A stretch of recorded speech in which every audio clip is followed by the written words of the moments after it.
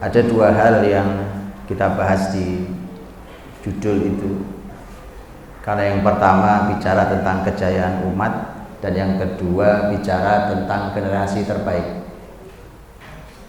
Saudaraku dirahmati Allah Subhanahu wa taala, kalau kejayaan umat itu, kejayaan umat ini adalah dia di sepanjang sejarah Islam.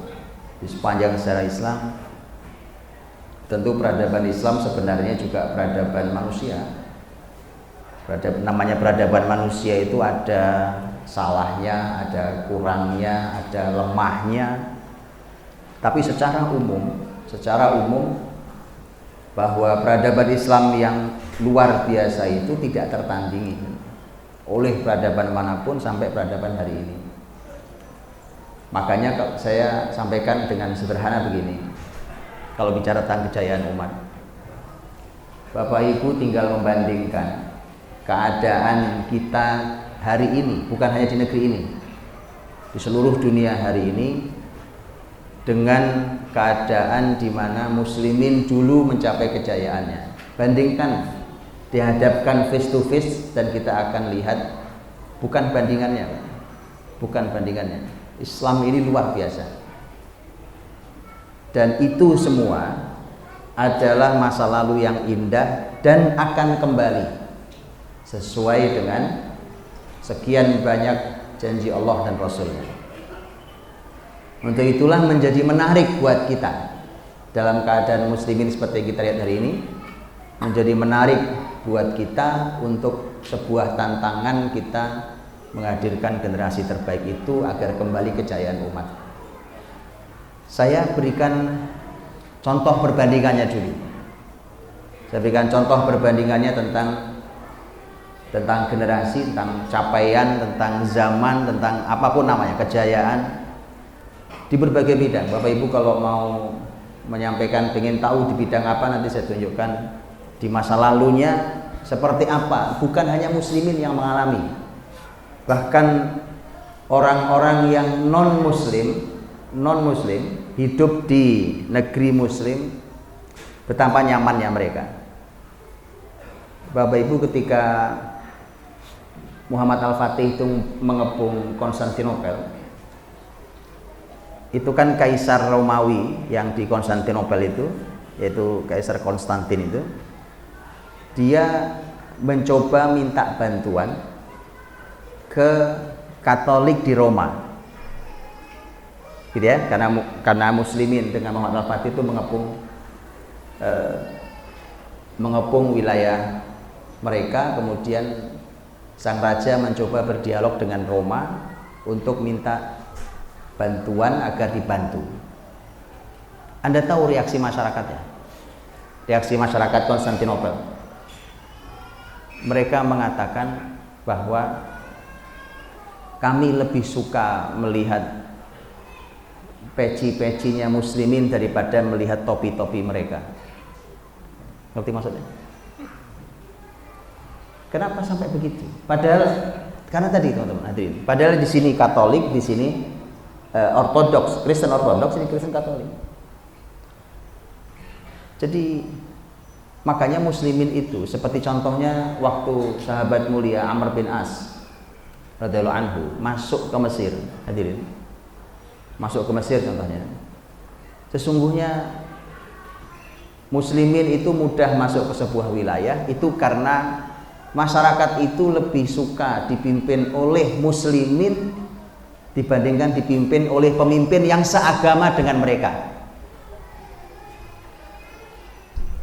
Sampai segitunya hadirin, gitu ya. Yuk, antum bandingkan sekarang hari ini deh.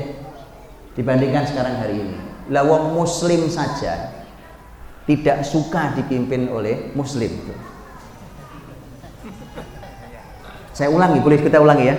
Jadi dulu hadirin, itu orang kafir tuh lebih suka dipimpin oleh muslimin dibandingkan dipimpin oleh pemimpin yang seagama dengan mereka.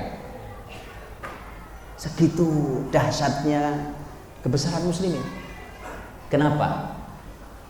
Karena keadilan Islam itu terdengar menyebar di berbagai negeri. Saya sudah sering sampaikan. Ada seorang sejarawan Prancis waktu mengomentari tentang ada perang kalau di masyarakat sejarawan Arab, sejarawan Muslimin dikenal namanya perang Bilatus Syuhada. Itu perang yang bersejarah abad 2 Hijriah, terjadinya di sepanjang wilayah dari Spanyol sampai ke Perancis Selatan. Saat itu Bapak Ibu, kekuatan muslimin itu kekuatan yang tidak bisa ditandingi oleh negeri manapun. Tidak ada. Lalu bagaimana tidak? Muslimin itu sudah sangat canggih ilmunya. Orang Eropa itu tidak tahu, tidak tahu caranya buang air besar, buang air kecil itu gimana caranya. Ini bukan mengada-ngada. Maka saya sering sampaikan, muslimin itu dulu kalau perang lawan orang Eropa itu bukan hanya berhadapan dengan pedang atau panah mereka, tapi berhadapan juga dengan aroma busuk badan mereka, karena nggak pernah mandi. Jadi budaya tidak mandi itu dari dulu sampai hari ini Eropa masih berjalan. Kenapa? Karena mandi itu hanya ada di syariat Islam. Betul apa tidak? Orang junub harus mandi, Jumat mandi, setelah haid mandi, setelah nifas mandi, itu yang wajib-wajib, betul? Dengan khilaf di tema Jumat. Artinya itu yang tema yang wajib-wajib. Nah, kalau orang Indonesia jangan tanya mandinya, Pak. Ya kan? Iya, mandi setiap sholat, Ustaz, ya? Setiap sholat mandi kata beliau. Eropa tidak suka mandi, Pak. Maka saat itu ketika perang Bilatus Syuhada itu, muslimin dipimpin oleh seorang pemimpin luar biasa namanya Abdurrahman Al-Ghafiqi rahimahullah ta'ala. Ini seorang tabi'in, orang besar. Abdurrahman Al-Ghafiqi rahimahullah ta'ala di dalam ketika memimpin itu, dan qadarullah di Bilatus Syuhada itu ini juga pelajaran sangat mahal, tapi bukan pembahasan kita hari ini. Begitu intinya muslimin kalah di perang itu. Yang menarik adalah salah seorang sejarawan Prancis itu bukannya dia senang, bukannya dia senang dengan kemenangan negeri mereka, Prancis, tetapi dia tangisi kekalahan muslimin. Anda tahu kenapa? Ini sejarawan Prancis, negerinya menang melawan muslimin, tapi dia tangisi mengapa muslimin harus kalah. Mengapa? Karena dia katakan gara-gara muslimin kalah di perang Bilatus Syuhada itu, kemajuan Prancis ini mundur beberapa abad. Andai muslimin masuk pada saat itu, maka Prancis bangkit lebih cepat dari yang kita tahu sejarahnya hari ini.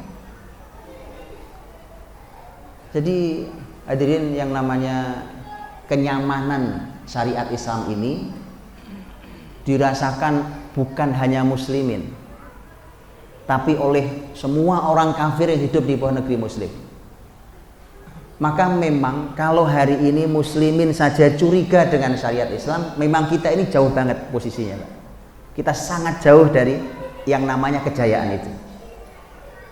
Kalau ada muslim atau pemimpin muslim merasa a priori merasa curiga, merasa tidak nyaman dengan syariat Islam, memang masih sangat jauh. Karena dulu ketika syariat Islam diterapkan, jangankan muslim, orang kafir saja nyaman.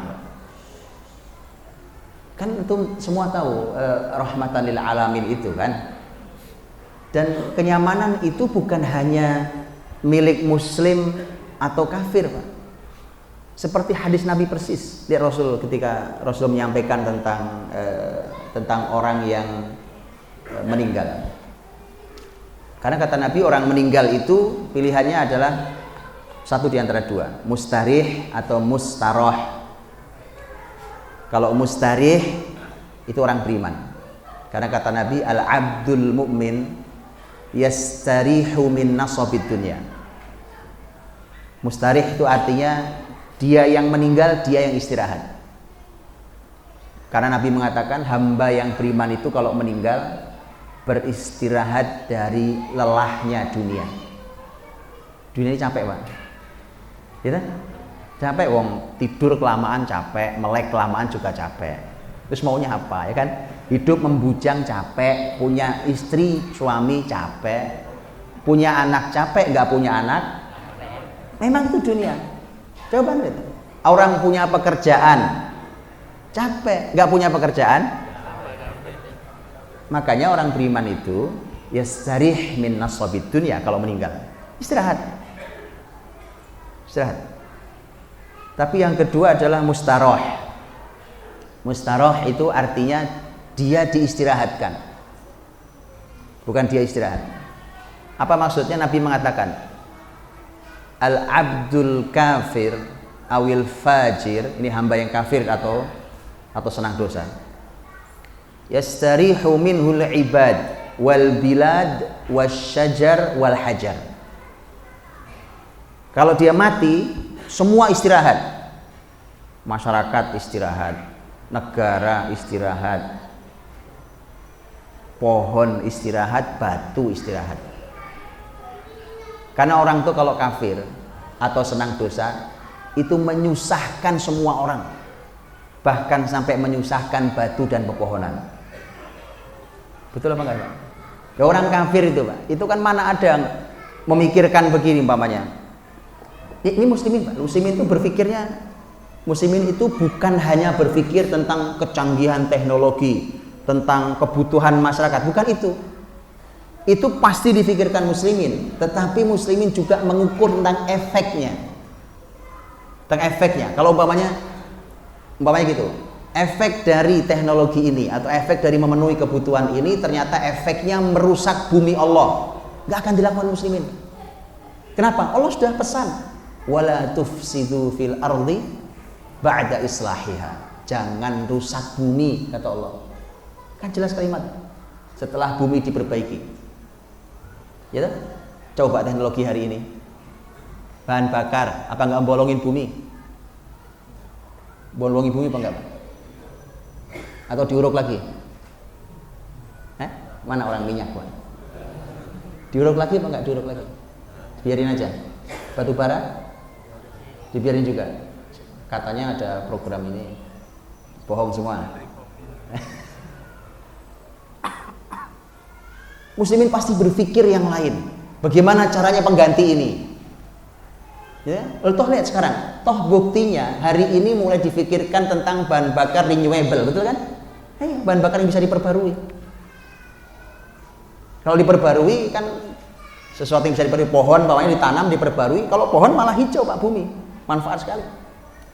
Enggak, saya cuma ngasih contoh, teman-teman, ya, cuma ngasih contoh. Muslimin itu tidak hanya berpikir tentang bagaimana caranya memenuhi kebutuhan manusia, tapi kemudian menjadi tidak rahmat bagi semesta ini. Makanya muslimin berpikir sedemikian luar biasa. Antum kalau cek teknologi di masa kebesaran Islam, Pak, canggihnya nggak keukur canggihnya, Pak. Betulan, sampai ilmuwan hari ini aja nggak ngerti kadang-kadang dengan teknologi yang diciptakan muslimin saat itu. Saking canggihnya. Dan itu hadirin, keadaan seperti itu karena tadi menjadi ruh muslimin. Ruh muslimin itu kan kitab sucinya. Sehingga kalau kitab sucinya mengatakan ayo bergerak, dia bergerak, ayo berhenti, berhenti, jangan lakukan, itu ruhnya. Jadi bukan hanya memenuhi, akhirnya ketika kepentingannya hanya memenuhi kebutuhan manusia, akhirnya mohon maaf, kalau kebutuhannya adalah kemaksiatan, ya harus dipenuhi hari ini kan. Makanya hari ini kemaksiatan dipenuhi dengan berbagai macam cara. Hari ini orang bisa menciptakan sebuah mesin gitu ya, yang niat awalnya memang untuk maksiat, betul apa enggak? Atau enggak pernah tahu antum? Oh, lah banyak. Peralatan diciptakan hanya untuk berbuat maksiat, betul apa enggak? Betul apa enggak?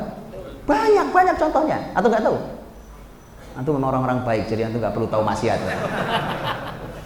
Iyalah kan?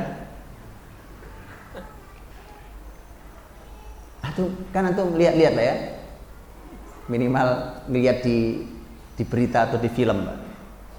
Nah itu alat perjudian itu umpamanya, itu kan mesin semua diciptakan. Orang berpikir keras gimana caranya menciptakan alat ini untuk apa? Untuk maksiat. Di berbagai maksiat. Karena apa? Karena itu dianggap sebagai kebutuhan manusia, tapi tidak diukur bahwa apakah Allah ridho atau tidak ridho. Kalau itu hanya muslimin Pak, kalau itu. Termasuk ketidakridhoan Allah adalah kalau buminya dirusak. Nah, jadi muslimin itu berpikirnya komprehensif, lengkap. Bukan cuma tadi, ayo kita teliti habis itu merusak bumi. Ayo kita teliti habis itu bolongin lapisan ozon kita. Ayo ini ternyata mengotori mengotori air kebutuhan vital manusia.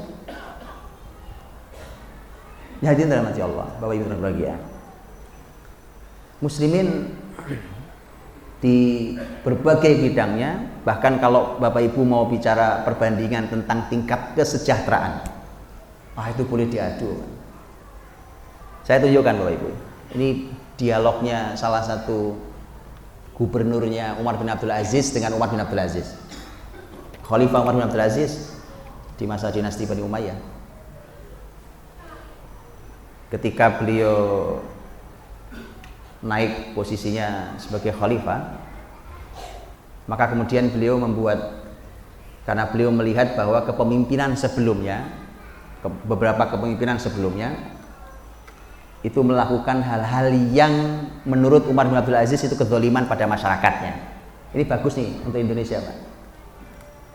Maka ketika Umar bin Abdul Aziz naik, dia umumkan bahwa di semua negeri Islam dan ibu kotanya Damaskus, tapi wilayah kebesarannya sudah masuk sampai Spanyol, Pak. Anda tahu Damaskus di Suriah, itu ke utara, ke selatan, ke timur, ke barat, wilayahnya sangat besar. Pemimpinnya Umar bin Abdul Aziz rahimahullah ta'ala meninggal tahun 101 Hijriah. Umar bin Abdul Aziz kemudian membuka yang disebut dengan al-madzalim. Jadi ini sebuah kementerian baru yang dibuka oleh Umar bin Abdul Aziz. Dia kurang lebih gitu ya. Apa fungsinya al-madzalim? Pemimpin di semua daerah itu harus menerima aduan masyarakat yang merasa dizalimi oleh negaranya selama ini. Silahkan ajukan apapun, bahkan masyarakat yang mengadu itu tidak punya bukti, berikan haknya. Kenapa? Karena kalau orang dizalimi itu, Pak, ya kan, contoh nih, Pak, Anda megang surat tanah sertifikat, ya kan? Tapi namanya orang dizalimi itu diadu di pengadilan pun, walau Anda pemilik sahnya, Anda kalah kok. Itu kalau dizalimi kan begitu. Jadi bukti yang Anda pegang itu kan nggak ada gunanya. Makanya Umar bin Abdul Aziz bilang nggak perlu bukti, karena kalau bukti tetap akan kita zalimi masyarakat ini, karena pasti mereka sudah kalah bukti dengan orang-orang zalim itu. Adukan apa saja, jujur antara mereka dan Allah Subhanahu wa taala, maka mereka mengajukan. Datang itu hari-hari awal kepemimpinannya, sampai Baitul Mal Irak gitu, Pak. Baitul Mal Irak itu sampai mengeluh kehabisan uang untuk membayari masyarakat yang merasa dizalimi oleh negara. Lapor ke Umar bin Abdul Aziz, kata beliau, tidak masalah. Lebih baik harta negara habis dibandingkan negara ini menzalimi rakyatnya. Itu loh pemimpin tuh kalau muslim begitu ya. Ini kalau muslim beneran. Nah, Umar bin Abdul Aziz rahimahullah ta'ala itu, hadirin, beliau setelah melakukan konsep itu, kemudian beliau mulai membangun negerinya. Karena beliau memimpin tidak lama, karena makanya ini kepemimpinan beliau legendaris sekali. Karena beliau memimpin hanya 29 bulan dan beliau meninggal. Itu negerinya luar biasa makmurnya. Sampai salah satu gubernurnya itu protes ke Umar bin Abdul Aziz. Loh, rakyat makmur kok protes, kenapa? Kira-kira apa protesnya kira-kira? Protes. Gubernurnya datang ke Umar bin Abdul Aziz, protes gara-gara makmur. Kira-kira protesnya apa? Hah? Lah, zakat kok protes? Nah. Oh, itu bukan protes. Kalau kisah yang di Afrika pembagi zakat nggak nemu siapa mustahiknya, itu nggak protes. Dia cuma menyampaikan bahwa dia bukan protes, dia ngeluh karena tidak menemukan mustahiknya. Nah, ini protes. Ini gubernur yang lain, dia protes sama ngeluh kan lain ya. Dia protes. Anda tahu kenapa protes? Gimana Ustaz? Kok nggak ada kerjaan? Orang makmur. Nggak perlu kerja gitu ya. Protesnya gini, Ustaz. Karena rakyat itu menjadi kaya. Ya maklum Mbak, kemarin masyarakatnya serba susah. Beli barang-barang nggak kebeli karena harga naik, duit nggak ada. Gitu ya. Kemudian begitu di masa Umar bin Abdul Aziz, masyarakat pegang uang banyak. Karena selama ini tidak terbeli, maka mereka membeli apa saja. Duit ada, oh, ini ada dibeli. Karena kemarin nggak bisa beli, paham ya? Maka sang pemimpin ini, nah ini hebatnya Islam. Islam itu memimpin bukan cuma pemimpin politik, Pak. Yang dipikirin gimana politik, gimana mepolitiki teman-temannya. Bukan itu. Tetapi yang dipikirkan adalah karena sang pemimpin juga sang pendidik loh, Pak. Kalau antum baca politik dalam Islam, walaupun nggak pas kalimat politik, as-siyasah syariah, gitu ya, siyasah syariah. Al-Mawardi umpamanya dalam kitab Al-Ahkam Sultaniyah, beliau mengatakan para ulama itu Islam ketika mendefinisikan as-siyasah politik, as-siyasah syariah, itu kan sebenarnya kan terdiri dari dua hal. Politik Islam itu harus terpenuhi dua target besar. Yang satu adalah hirasatuddin, yang kedua adalah siyasatud dunia. Hirasatuddin itu jaga agama Islam ini. Jadi kalau pemimpin nggak bisa jaga agama Islam ini, ya itu nggak masuk di politik Islam, Pak. Mau dia Muslim, mau dia ngajinya puluhan tahun, tapi kalau begitu naik dia nggak bisa jaga agama ini, itu nggak masuk siasat syariah. Al-Mawardi katakan, hirasatuddin, jaga agama ini, itu tugas pemimpin. Dan yang kedua baru siasatid dunia, bagaimana berstrategi, bersiasat untuk dunia ini. Di dunia ini kita harus berstrategi yang canggih untuk bisa memakmurkannya. Nah, maka pemimpin gubernur itu kan beliau merasa bahwa ini ada yang salah di masyarakat. Punya duit kok jadi beli apa saja. Beli apa saja itu di dalam Islam tidak benar, Pak. Apa aja dibeli gara-gara duitnya ada. Karena pasti langsung terbayang oleh kita salah satu yang muncul dampaknya adalah mubadzir, bukan? Tabdzir, wala tubadzir tabdzira. Innal mubadzirina kanu ikhwana syayatin wa kana syaitanu lirabbih kafura. Maka datang ke Umar bin Abdul Aziz, Pak. Protes itu. Gimana nih? Beliau tuh pengennya jangan diberikan semua gitu loh. Simpanlah sebagian, ya kan? Hak mereka tuh kenapa? Karena masyarakat ini menjadi membeli apa saja gara-gara punya uang. Apa jawaban Umar bin Abdul Aziz?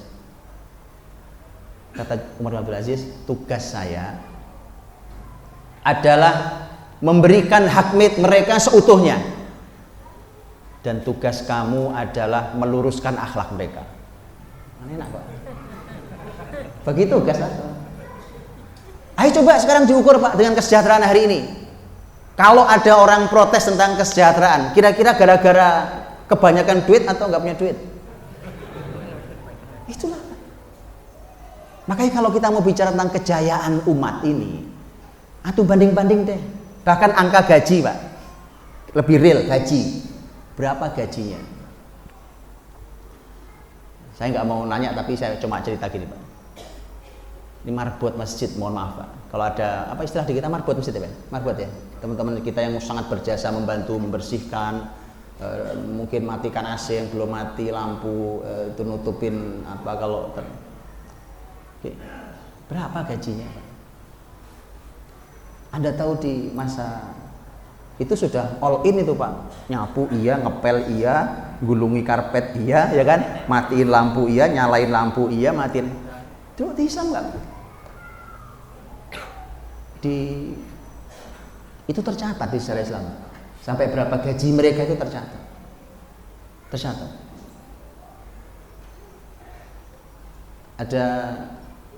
Dulu ada seorang menteri luar biasa namanya Rashiduddin Fadlullah Al-Hamadani. Beliau membuat kawasan di kota Tabriz, Iran. Hari ini Iran, ya tentu Iran Sunni, dulu Sunni Iran.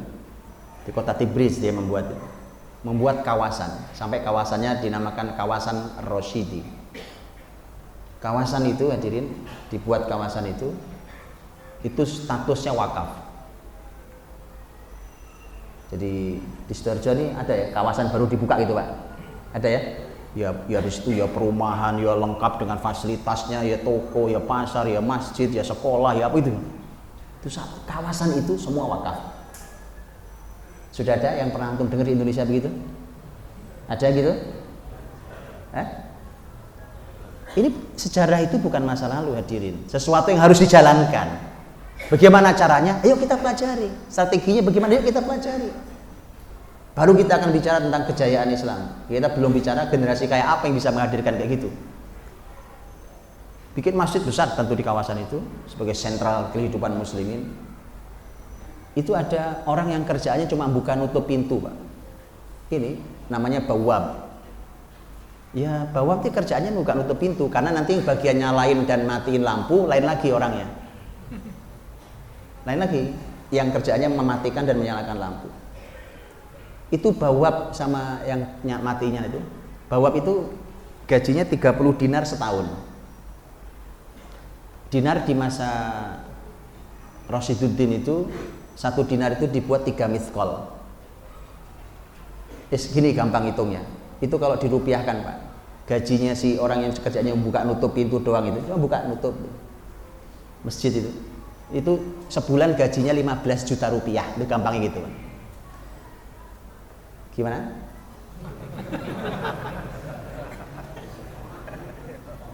Makanya tadi kan berapa marbot masjid digaji Pak? Itu udah all in kerjanya itu.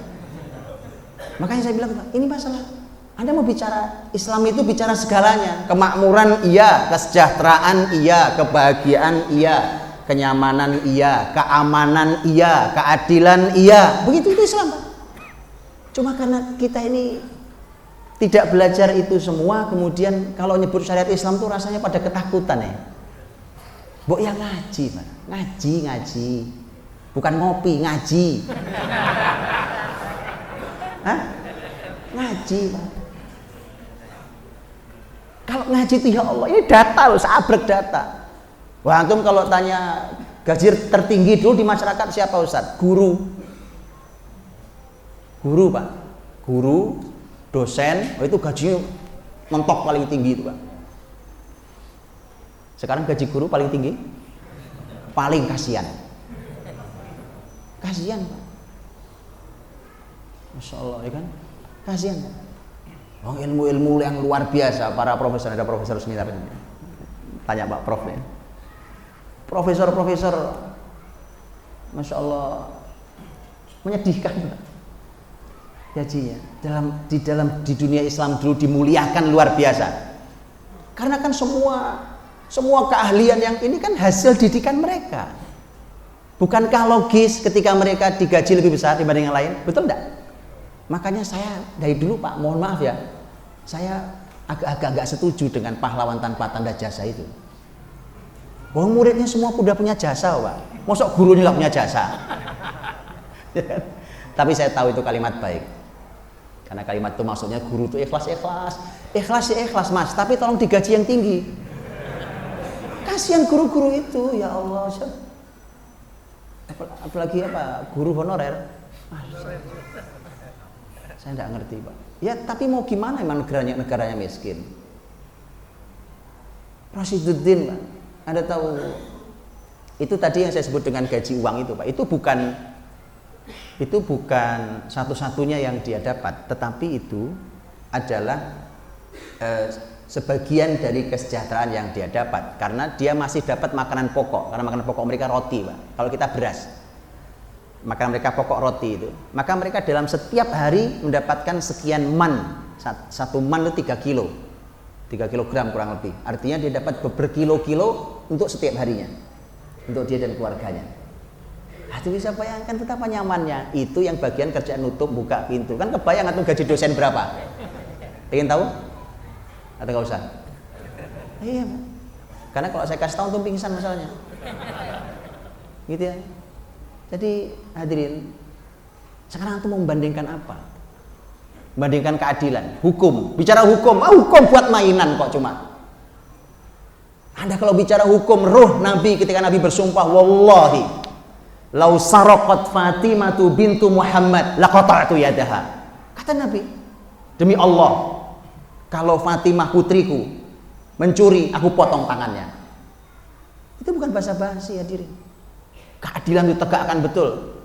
Dan yang sangat legendaris juga, ini yang sangat legendaris adalah negeri Samarkan, Pak. Tahu Samarkan ya? Pernah dengar kata negeri Samarkan? Samarkan itu hadirin, Samarkan itu masuk Islamnya di masa Umar bin Abdul Aziz tadi. Masuk Islamnya Samarkan itu unik negeri itu masuk Islamnya. Karena muslimin saat itu punya pasukan yang masuk negeri manapun itu tidak bisa ditandingi kekuatan muslimin itu. Maka begitu muslimin masuk ke situ, orang-orang Samarkan itu kan agamanya bukan Islam. Maka begitu muslimin masuk dan menguasai kota Samarkan itu, maka kemudian dukun-dukun Samarkan, tokoh-tokoh masyarakat yang itu kumpul untuk mencoba mencari di mana celah kesalahan muslimin. Ketemu celahnya, Pak. Bahwa muslimin masuk ke kota ini tidak prosedural sebagaimana dalam syariat muslimin sendiri. Mereka tahu, Pak. Mereka tahu. Makanya kita kalau dalam bicara syariah kalah sama dukun itu, Pak. Dukun itu sampai tahu, nggak prosedural ini. Makanya ketika setelah mereka putuskan data itu, maka mereka berangkat dari mana? Dari Samarkan jauh ke Suriah, ke Damaskus untuk bertemu langsung dengan pemimpin tertinggi muslimin, yaitu Umar bin Abdul Aziz. Ya coba, kalau itu ceritanya panjang, Pak, karena akhirnya si orang yang diutus ini pun akhirnya masuk Islam. Di sana dia masuk Islam malahan. Karena dia banyak terkejutnya, ternyata muslim itu hebat, dahsyat, luar biasa. Dari Samarkan yang dikuasai dukun, ternyata ini dikuasai oleh ilmu pengetahuan yang luar biasa. Itu kaget masuk Islam. Karena begitu masuk ke masjid besar, kan masjid besar begitu masuk orang pada cuci kaki, ya kan, dilihat orang cuci kaki. Oh, ini berarti rumahnya pemimpin tertingginya nih. Ya dia ikut cuci kaki, Pak. Orang taunya wudhu, ternyata cuci muka, cuci tangan, cuci kaki. Dia pikir, oh ini caranya untuk ketemu dengan pemimpin, caranya begini. Dia datang ke masjid bingung, loh kok nggak ada mana pemimpinnya? Orang pada duduk, pada ngadep ke arah yang sama, ya kan, ngadep kiblat. Sampai kemudian ada yang menanyakan, kamu dari mana? Kelihatannya kamu agamanya apa? Terus ditanya, sampai masuk Islam. Tapi dia menjalankan juga perintah itu. Singkat kata begini, begitu dia mengadukan keluhannya para dukun Samarkan itu, Umar bin Abdul Aziz itu Pak cuma ngambil untuk nulis paling sebesar inilah gitu, sebesar 2-3 jari kita ini. Singkat kalimatnya, tegakkan pengadilan. Kemudian maksudnya buat pengadilan di sana. Kasih ini ke pemimpin muslimin di Samarkan. Pulang dia, cuma dia bingung. Lah kertas ini bisa ngapain? Cuma kertas segini doang. Begitu dibuka, Pak, dibuat pengadilan muslimin. Apa keputusan qadhi? Hakim muslim.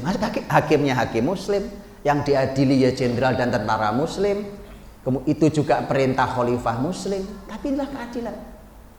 Begitu dianalisa, betul enggak muslimin salah prosedur memasuki negeri orang? Ternyata kata qadhi, kata hakimnya benar. Maka kemudian qadhi memutuskan, tidak boleh matahari terbenam hari ini kecuali tidak boleh ada seorang pun tentara muslim yang tersisa di tanah Samarkan. Keluar semua. Diusir muslimin, Pak, sama hakimnya sendiri. Tunjukkan ke saya, Pak, negeri mana yang seadil ini? Karena memang Anda tidak prosedural, Anda salah. Betul, ini dukun-dukun ini benar. Tunjukkan saya di negeri yang hukum menjadi mainan. Anda itu masa-masa kebesaran Islam. Baik, hadirin, kalau bicara kejayaan Islam ceritanya panjang. Oke, maka ini adzan jam berapa Ustaz? Isya?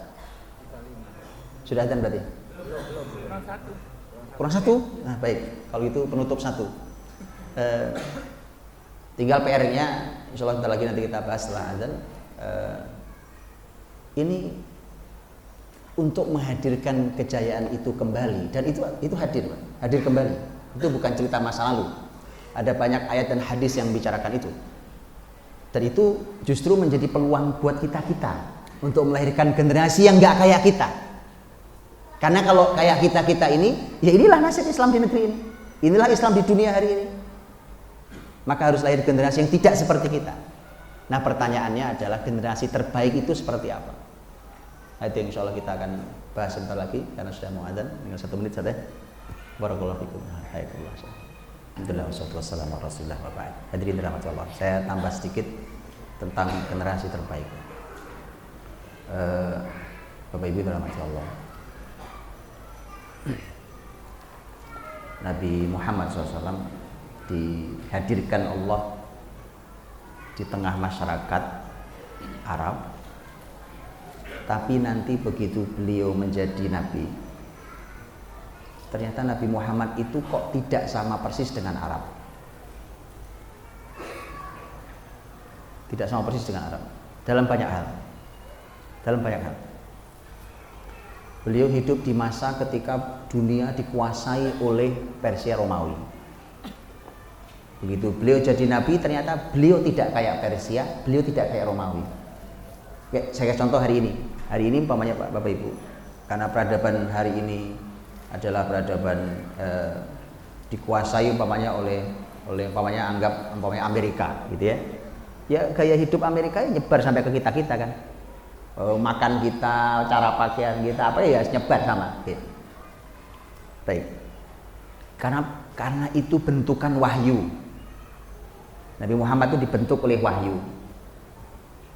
Nah itulah yang diperintahkan oleh Allah untuk diajarkan, dididikkan, disampaikan kepada para sahabatnya. Saya ingin sampaikan ringkas saja tentang ini, menurut saya adalah kalimat yang luar biasa yang nanti Bapak Ibu silakan buka dalam tafsir Ibnu Katsir yang berkata Imam Ibnu Katsir. Ini kalimat Imam Ibnu Katsir rahimahullah taala. Ketika beliau menafsirkan ayat surat Yusuf ayat 2. Inna anzalnahu Qur'anan Arabiyyan la'allakum ta'qilun. Sesungguhnya kami menurunkan Quran yang berbahasa Arab. Semoga kalian berakal. Ada yang janggal apa enggak, Pak? Atau bukan janggal? Ada yang muncul di pertanyaan di kepala kita apa enggak? Apa, Pak? Hah? Gimana, Ustaz? Semoga berakal, betul. Apa hubungannya sama? Karena kata sebelumnya adalah sesungguhnya kami turunkan Quran yang berbahasa Arab agar kalian berakal. Qurannya oke lah, ada hubungan erat dengan akal. Berarti itu pasti. Makanya ahlul Quran itu, Pak, itu kenapa dulu yang memimpin muslimin ahlul Quran itu karena mereka pinter-pinter, akalnya luar biasa.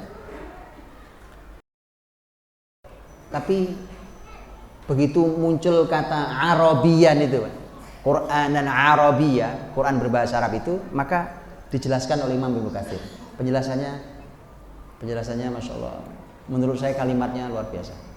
Beliau mengatakan, dan ini nanti kita akan tahu tentang generasi terbaik. Kata beliau, wadzalika li'anna lughatal Arab afsahul lughat wa awsa'uha wa abyanuha wa awsa'uha wa aktsaruha ta'diyatan lil ma'anil lati taqumu bin nufus. Kata beliau, itu dikarenakan bahasa Arab itu adalah bahasa yang paling fasih di antara bahasa lain. Ini adalah bahasa yang paling jelas, paling luas, dan paling mampu menghadirkan makna yang bisa menegakkan jiwa. Kalimatnya berat semua, Pak. Tapi itulah bahasa Arab. Saya tidak jelaskan kalimat ini karena saya jelaskan juga sulit antum rasa-rasa yang tidak bisa bahasa Arab. Jadi kalimat ini cukup 1 poin, belajar aja bahasa Arab. Simple. Nanti Anda balik ke kalimat ini, antum akan merasakan. Antum bisa bandingkan dengan semua bahasa dan kalimat Imam Ibnu Katsir benar. Ya? Paling fasih, paling jelas, paling luas, dan paling banyak dan paling mampu menghadirkan makna yang bisa menegakkan jiwa. Ya, selesai. Mau contoh, Ustaz? Kasih contoh. Oke, saya kasih contoh. Bapak Ibu dirahmati Allah. Pernah tidak? Nih orang Jawa Timuran banyak yang berbahasa Jawa, ya kan? Anda berbahasa Indonesia. Kita bisa berbahasa Indonesia. Begitu Anda bicara bahasa Indonesia, kemudian terselip kata bahasa Jawa, kata Jawa dalam bahasa Indonesia. Kemudian kita bilang, kenapa saya selipkan kata ini? Karena padanan kata di bahasa Indonesia nggak ada. Pernah begitu, Pak? Pernah atau sering? Nah itu. Karena Anda merasa ini sama dengan ini, nggak pas juga, Pak, nggak gitu-gitu juga, kurang ini. Ini enggak, ini juga, bukan itu juga, tapi kurang lebih lah gitu. Saking tidak ada padanan kata. Kenapa bahasa itu bukan cuma masalah padanan kata, Pak, masalah rasa, betul nggak? Kedalaman rasa itu bahasa. Paham dengan itu ilustrasinya? Bahasa Arab melebihi itu semua, melebihi itu semua. Dan saya kasih contoh gampang. Kamus bahasa Indonesia. Saya mau nanya, Pak, kamus bahasa Indonesia yang paling tebal berapa jilid? Kamus bahasa Indonesia yang paling tebal berapa jilid? Oh, salah saya pertanyaan saya. Kamus bahasa Indonesia yang paling tebal berapa halaman? Ada jilid nggak ada? Berjilid ada nggak? Nggak ada, cuma 1 jilid, cuma tebal gitu. Saya tidak salah nanya, Pak, karena di dalam bahasa Arab, kamus bahasa Arab itu panjangnya segini, Pak, jilid-jilidnya itu. Betulan ini, tanya Ustaz Wafi ini pakarnya ini, tanya beliau. Ya. Al-Qamusul Muhit, Lisanul Arab, itu kamus bahasa Arab. Segini, Pak, panjangnya. Berjilid-jilid. Tahu? Itu 1 buku.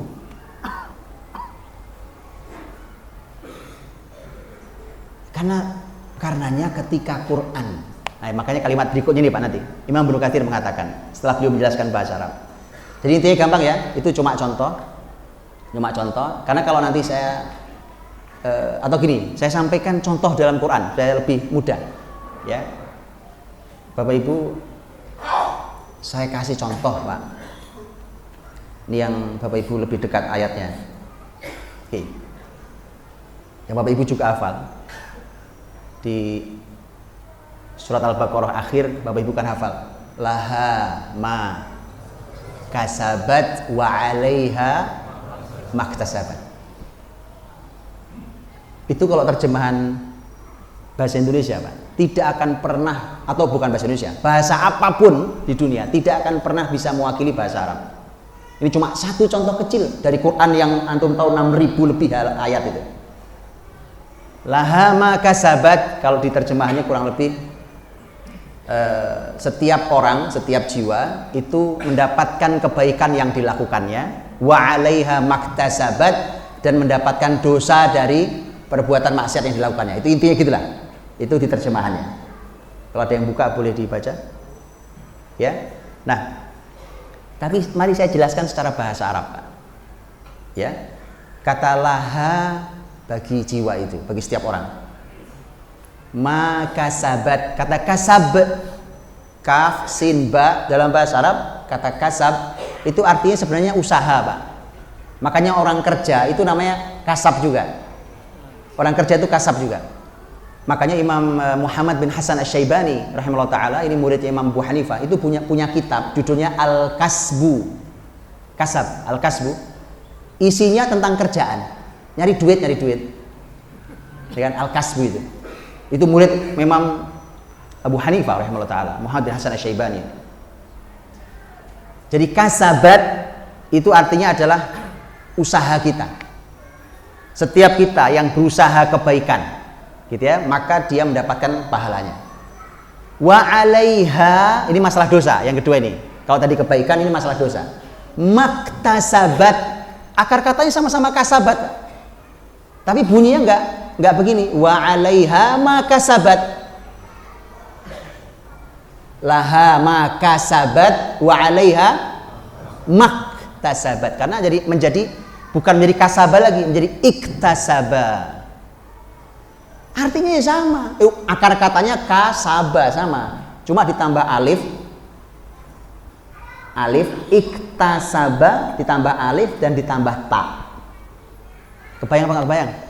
Ini kita belajar bahasa Arab malam ini ya. Jadi kasabat menjadi iktasabat yang akarnya sama-sama berusaha artinya. Iktasabat itu ketambahan 2 huruf saja. Alif, ada alif dan ta, iktasabat. Paham ya? Oke. Di dalam kaidah bahasa Arab muncul kaidah begini di para ahli bahasa Arab. Kullama zadal mabna zadal makna. Kalau sebuah kata kok bertambah hurufnya, maka maknanya pun bertambah. Tadi kan ketambahan alif sama ta. Padahal artinya nggak berubah, tapi maknanya berubah. Maknanya menjadi berganti. Bisa berganti, bisa bertambah dan seterusnya. Apa bedanya kasabat dengan iktasabat?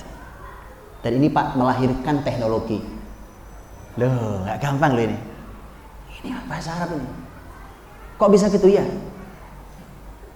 Karena kasab itu artinya kita berusaha. Tangan saya ini Pak, kan punya kemampuan ngangkat berapa kilo gitu ya. Umpamanya saya ngangkat 50 kilo, kuat tangan saya umpamanya gitu. Tapi kalau saya disuruh ngangkat 150 kilo kayaknya enggak kuat saya. Oke? Nah, kasab itu aktivitas yang saya mampu lakukan.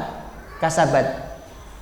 Karena ketambahan alif dan ta, maka ada penekanan yang kuat bahwa berusahanya melampaui kemampuan dirinya.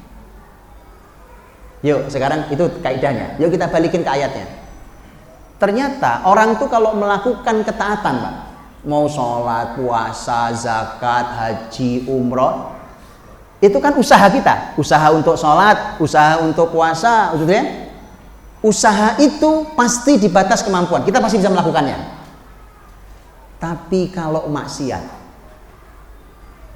orang yang berbuat maksiat itu sesungguhnya dia memberikan beban kepada fisiknya dengan beban yang sesungguhnya tidak bisa ditanggung fisiknya. Maka dari itu hadirin, lie detector yang dipakai oleh pihak keamanan untuk mendeteksi kebohongan orang, ya kan? Itu dulu alat itu ditemukan kan untuk mencoba membaca orang ini bohong apa tidak bohong. Maka terjadi penelitiannya dulu gitu. Di tubuh ini mana yang mengendalikan kebohongan? Di tubuh ini yang mengendalikan kebohongan di mana, dan itu alat dipasang di situ. Singkat kata, ternyata nggak jauh-jauh dari ayat, Bu. Karena ayat mengatakan nasiyatin kadzibatin. Apal semua kita, Pak. Nasiyah itu ubun-ubun di sini, Pak. Ini ubun-ubun nih. Di bagian depan nih, nasiyah. Kadzibah yang berdusta, khati'ah yang berbuat salah. Ternyata itu lie detector itu diantara yang diukur adalah ini nih Pak, ubun-ubun orang ini. kerja otak di sini, di bagian depan ini. Ya. Itu ada layarnya. Dan pernah dibandingkan, orang yang jujur itu di layar nggak nyala Pak, ubun-ubunnya nih, nggak nyala. Tapi orang yang bohong nyala. Semakin berbohong semakin terang nyalanya. Itu artinya orang memaksa kerja otak di luar kemampuan otak. Makanya cepat rusak badannya. Orang maksiat itu. Oke, saya menguraikan sepanjang ini Pak. Itu hanya gara-gara alif dan ta. Paham? Kalau saya jelaskan itu sampai nanti subuh lah. Laha makasabat wa 'alaiha maktasab. Gitu ya, itu contoh Pak. Itu hanya ada di bahasa Arab dan di terjemahan pasti nggak ketemu. Tapi itu adanya di kitab-kitab tafsir. Paham ya? Oke. Makanya saya bilang tadi intinya cuma satu, belajar bahasa Arab udah selesai. Ya. Karena manfaatnya untuk kitab suci kita. Baik. Imam Ibnu Katsir mengatakan, lanjutannya ini saya sampaikan kalimat lanjutannya. Falidzalik unzila asyraful kutubi bi asyrafil lughat ala asyrafir rusuli bi safarati asyrafil malaika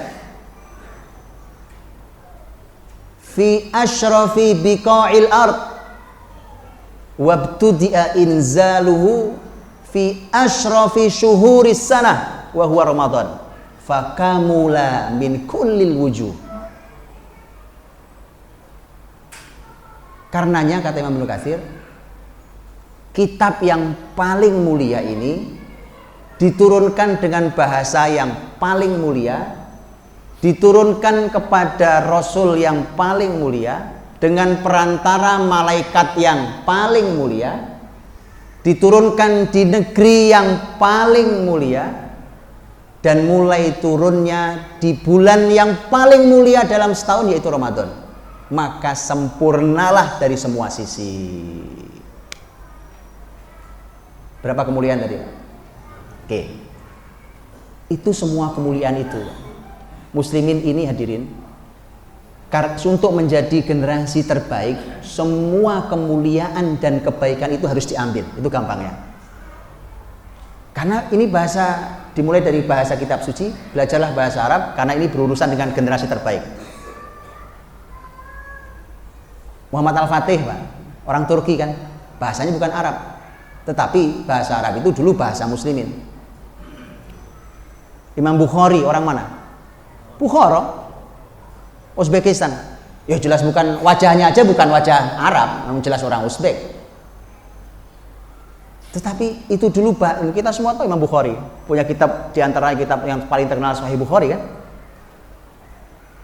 Itu bahasa persatuan muslimin dan itu bahasa kitab suci muslimin. Pelajari itu semua Pak, nanti akan menjadi mulia. Pelajari bahasa kitab sucinya, pelajari kitab sucinya. Makanya nanti ada kata pengait yang mudah sekali Bapak Ibu silahkan cek, karena tidak ada waktunya kita bicara. Cek di ayat ataupun di hadis, begitu ketemu kata sebaik-baik kalian. Kata sebaik-baik kalian. Oke? Kumpulin tuh kata, lakukan, maka jadi generasi terbaik. Sederhana. Contohnya ketika bicara Quran. Quran itu baik dari semua sisi. Karena di belajar kitab suci terbaik. Karena Rasul sudah mengatakan bahwa Quran itu dimulai belajarnya saja sudah jadi orang terbaik. Khairukum man ta'allamal Quran wa 'allama. Orang terbaik di antara kalian adalah yang belajar Quran. Jadi baru belajar sudah jadi terbaik, nanti mengajarkannya itu jadi terbaik. Ayo belajar. Ya. Dan jadi nanti tolong dikumpulkan kata khairukum itu, karena nanti kata khairukum, kata terbaik itu, baik di Quran ataupun di hadis Nabi yang dengan kata yang semisal, orang yang terbaik di antara kalian.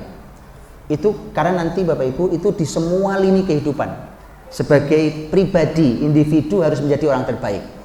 Begitu kita nikah, di keluarga harus jadi orang terbaik. Begitu di masyarakat harus jadi orang terbaik. Begitu jadi pemimpin harus jadi pemimpin terbaik. Tadi kalau belajar Quran kan urusan pribadi Pak. Saya belajar Quran maka saya belajar, saya mengajar jadi orang terbaik. Khairukum, kata Nabi. Begitu saya nikah, saya punya istri, maka Nabi mengatakan khairukum li ahli wa ana khairukum li ahli. Orang terbaik di antara kalian adalah yang paling baik pada keluarganya. Betul kan? Jadi itu pasti jadi generasi terbaik. Ayo jadi generasi terbaik, Pak, gitu. Maka harus dipelajari semua ilmu tentang berumah tangga ala Nabi Shallallahu Alaihi Wasallam untuk jadi orang terbaik di keluarga masing-masing. Karena Nabi memberikan jaminan di ujungnya, dan saya orang terbaik pada keluarga saya, kata Nabi SAW. Oke, begitu bicara tentang kepemimpinan, bahkan Pak, Nabi mintanya juga pemimpin terbaik.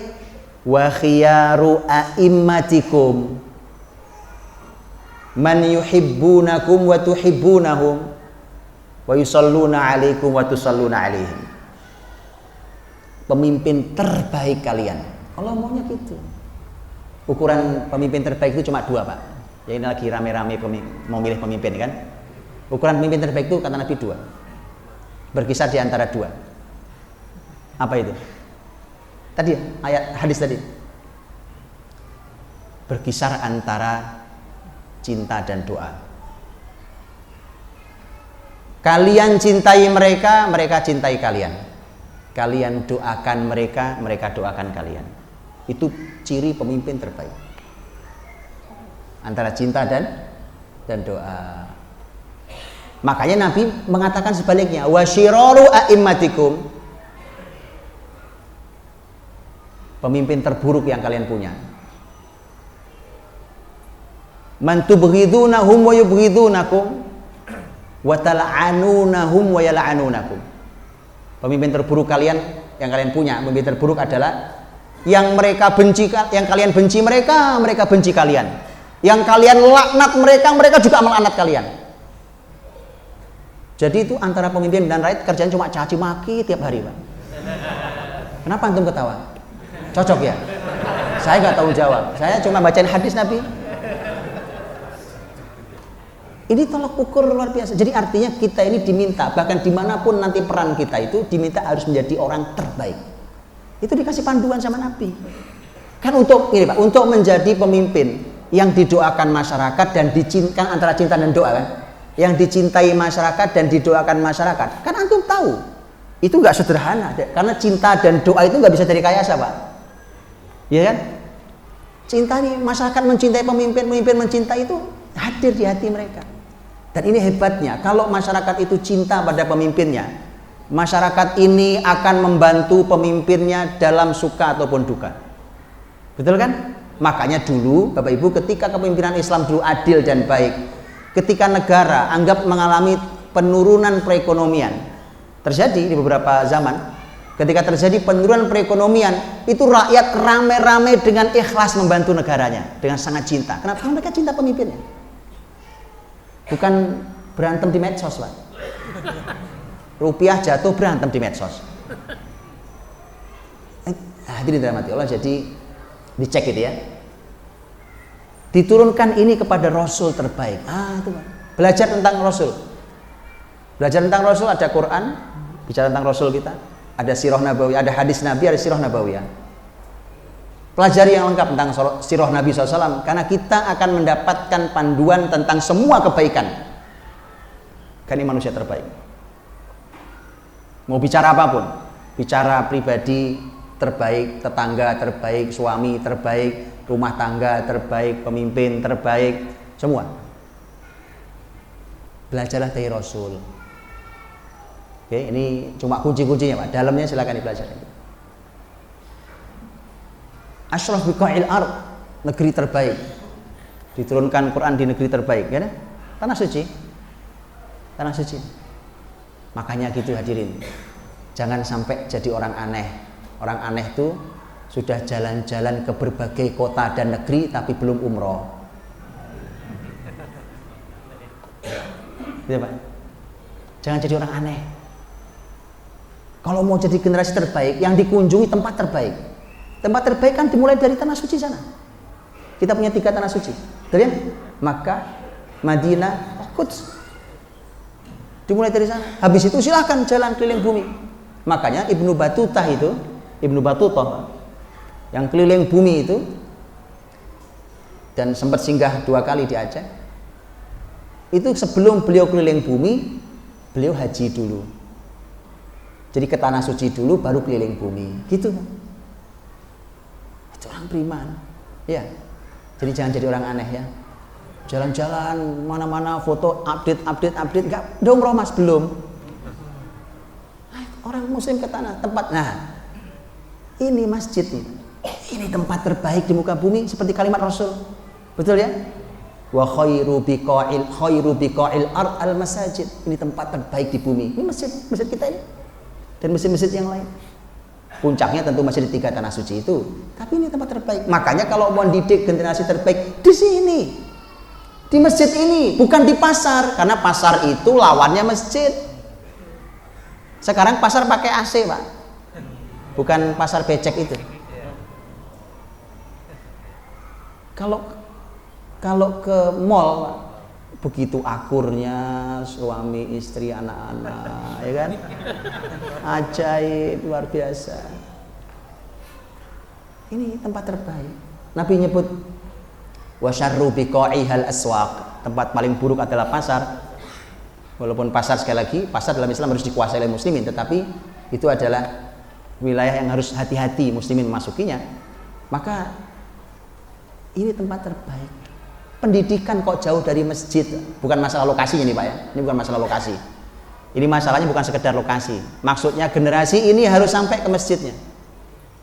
Tapi lokasi juga masalah Pak. Masalahnya begini, sudah tempatnya jauh, imannya tipis, nggak nyampe lah.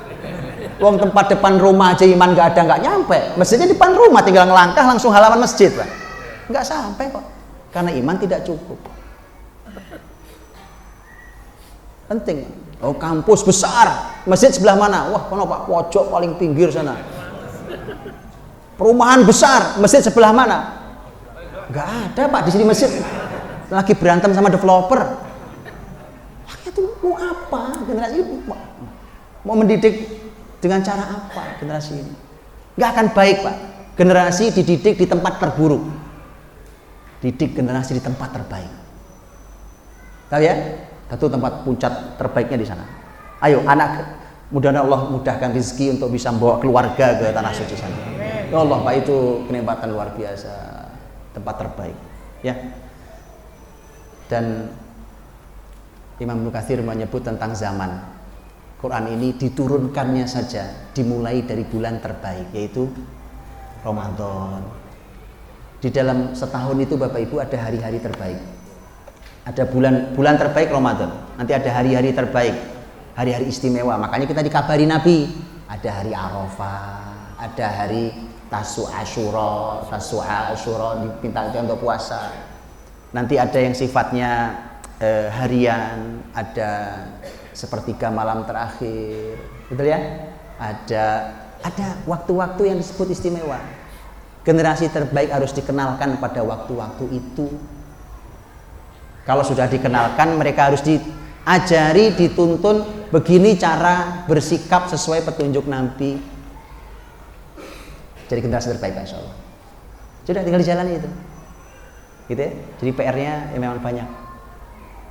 Baik, Bapak Ibu rahmatullah, saya kira itu. Wallahu a'lam, balik ke sana. Jazakumullahu khairan Ustaz Budi, yang mudah-mudahan senantiasa diberkati Allah, keluarganya, kesehatannya dan semuanya. Alhamdulillah pada malam hari ini kita mendapatkan Masya Allah faidah yang sangat banyak, tapi tentunya kita masih ingin mendengarkan lebih lama lagi, tetapi waktunya yang menghalangi kita. Yang mudah-mudahan pada kesempatan yang lain nanti kita bisa berjumpa beliau lagi, cepatnya seperti itu.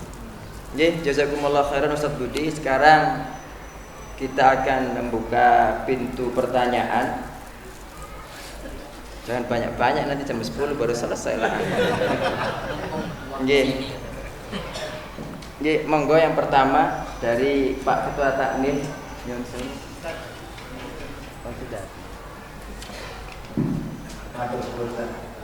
Berkaitan dengan kami yang sudah tua, ibaratkan kamu bangunan kan sudah jadi.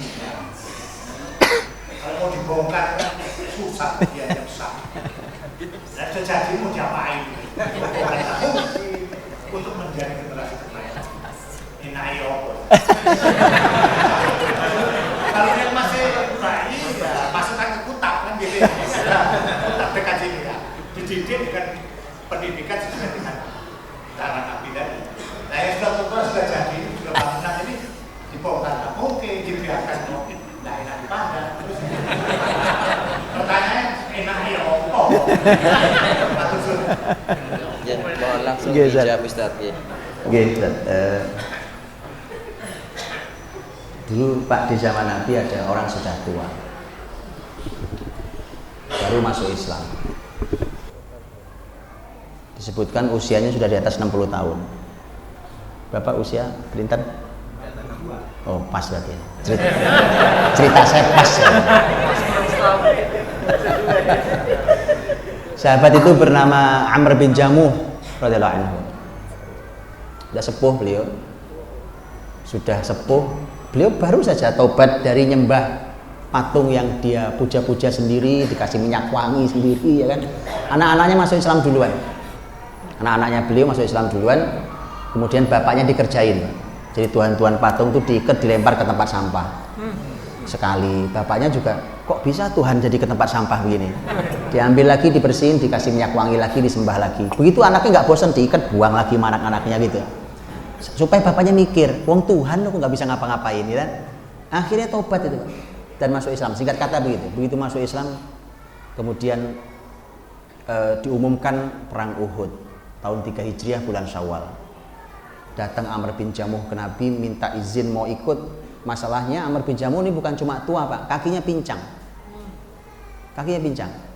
Datanglah putra-putra beliau yang memintakan izin ke Nabi, ya Rasulullah, ayah saya sudah sepuh dan sudah pincang, jadi kan tidak mungkin ikut perang, ini perang, dan Allah izinkan, Pak.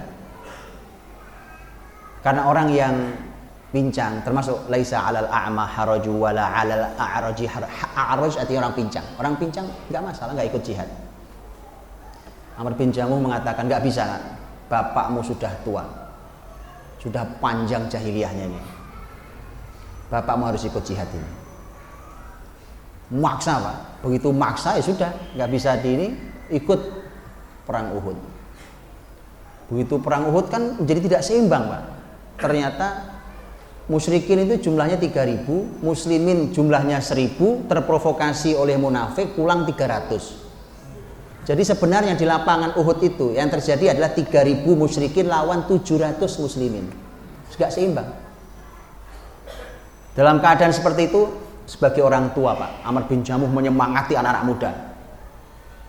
Beliau mengatakan, uridu an ata'al jannah bi'araji hadza. Saya ingin injak surga dengan kaki pincangku ini.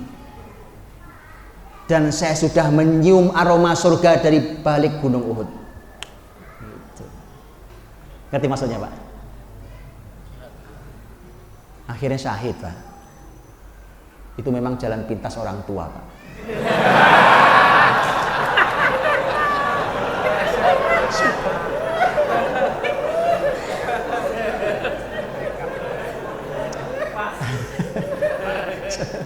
Tapi kalau tidak ada perang kan perang nggak boleh dicari. Oke, berarti kayak tadi tuh, Pak. Amr bin Jamuh menyemangati anak muda ngelihat beliau juga malu, Pak. Nah, ini yang sepuh saja melakukan aktivitas di luar kemampuan beliau sampai seperti ini. Ya muda-muda duduk malu, Pak. Nah, itu maksudnya, Pak. Jadi berikan keteladanan pada anak-anak muda ini. Semangati mereka. Kalau mereka sholat, gitu kan, sholat Ramadan 1 juz nggak ada yang kuat. Ada orang sepuh sholat 1 juz kuat, Pak. Malu yang muda-muda. Yang tua-tua rajin datang ke masjid, rajin baca Qur'annya, rajin melakukan amal kesolehan. Yang muda-muda fisiknya masih kuat-kuat, gampang nyerah, nggak masuk itu. Makanya ini belajar dari Amr bin Jamuh setidaknya itu, Pak. Ya, ada orang yang di zaman Nabi itu, Pak, kerjaannya itu bukan diremehkan, tapi kerjaannya memang tidak sebesar sahabat Abu Bakar, Umar, Utsman, Ali. Hanya orang yang kerjaannya nyapuin masjid, Pak. Nyapuin masjid. Nah, begitu meninggal, Nabi lihat tiap hari melihat, Nabi tiap hari menyapa, mendoakan. Begitu hari itu tidak terlihat, Nabi mengatakan, kemana yang biasa membersihkan masjid? Kemudian sahabat mengatakan, semalam meninggal ya Rasulullah, kami makamkan di Baqi. Kata Nabi, kenapa tidak kalian beritahu saya? Jadi wallahu alam, Pak, wallahu alam. Mungkin sahabat mengira wallahu alam ya. Mungkin ya orang seperti beliau buat Nabi kan levelnya mungkin nggak perlu itulah disampaikan. Mungkin Nabi datang ke Baqi. Pergi Nabi ke Baqi, langsung ke makamnya. Didoakan oleh Nabi langsung di makamnya di Baqi. Artinya Bapak Ibu dirahmati Allah, sekecil apapun manfaat yang bisa kita berikan untuk umat ini lakukan. Karena toh walaupun sahabat Abu Bakar bisa nyapu masjid, tapi kan sahabat Abu Bakar punya tugas lain. Walaupun sahabat Umar bisa nyapu masjid, sahabat Umar punya tugas lain. Sama-sama tugas. Makanya lakukan di bidang kita yang bisa kita lakukan untuk litakuna kalimatullahi hiyal ulya, agar kalimat Allah ini tegak tinggi. Bisa kita lakukan itu. Wallahu a'lam bishawab. Jazakumullah khairan Ustaz Budi atas jawabannya. Monggo.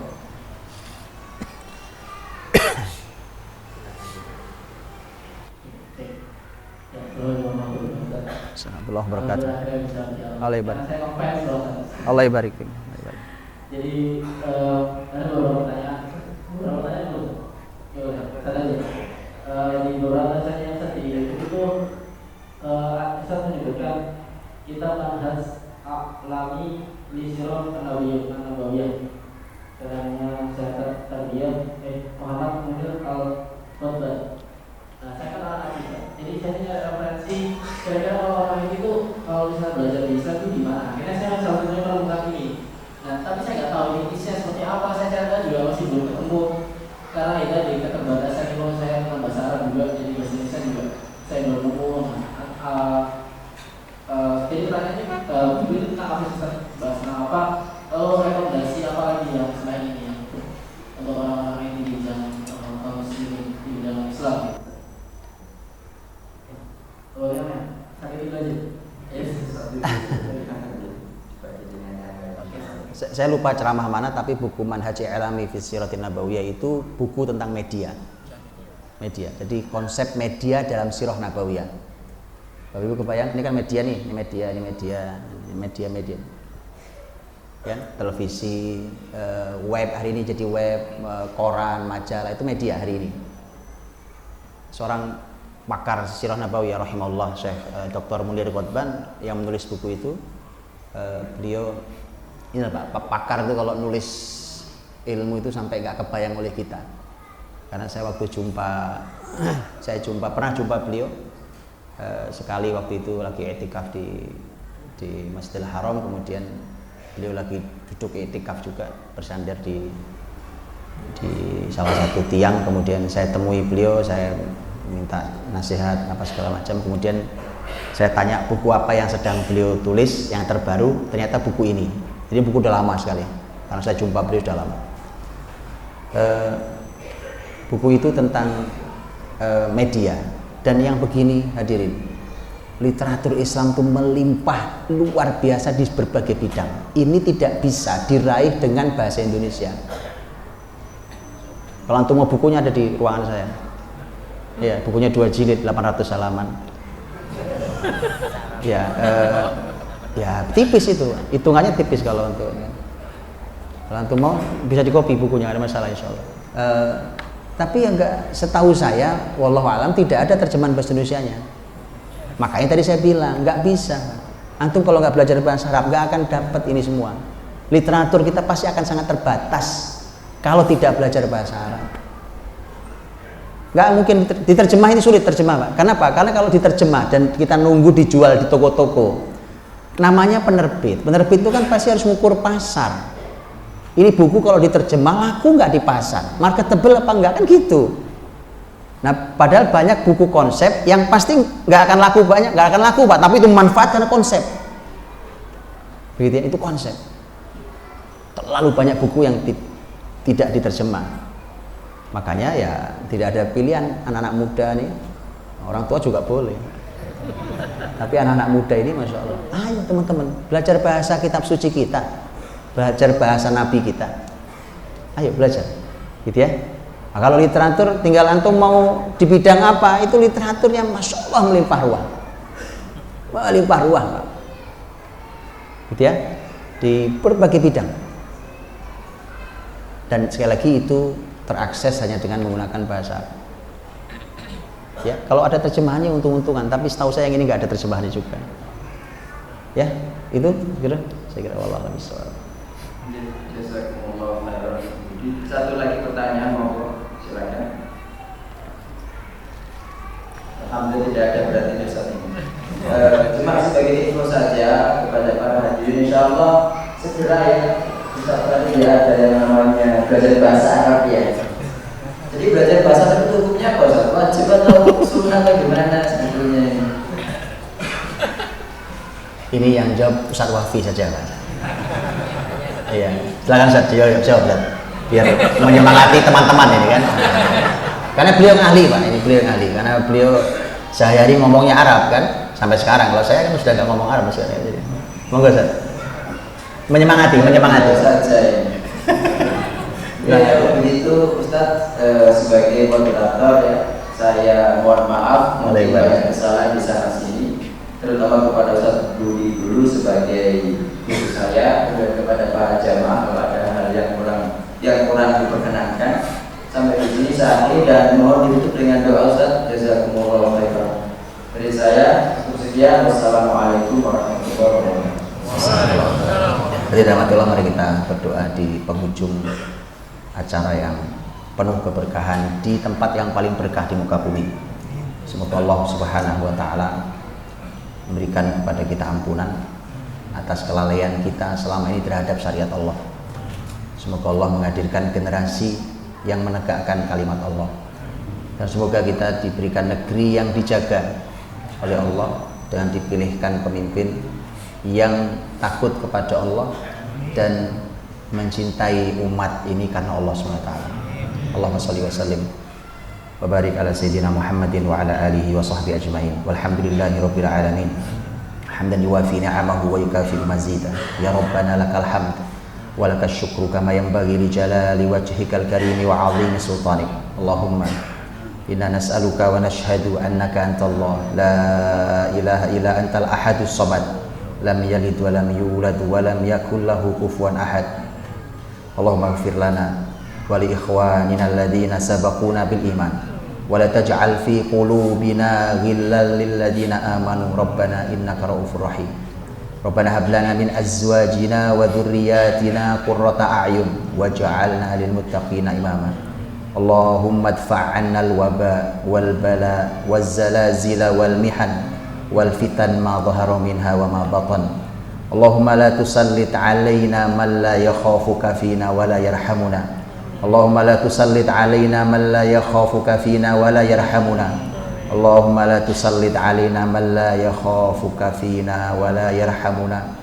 Rabbana atina fid dunya hasanah wa fil akhirati hasanah wa qina adzabannar. Subhana rabbika rabbil izzati amma yasifun wa salamun alal mursalin walhamdulillahi rabbil alamin.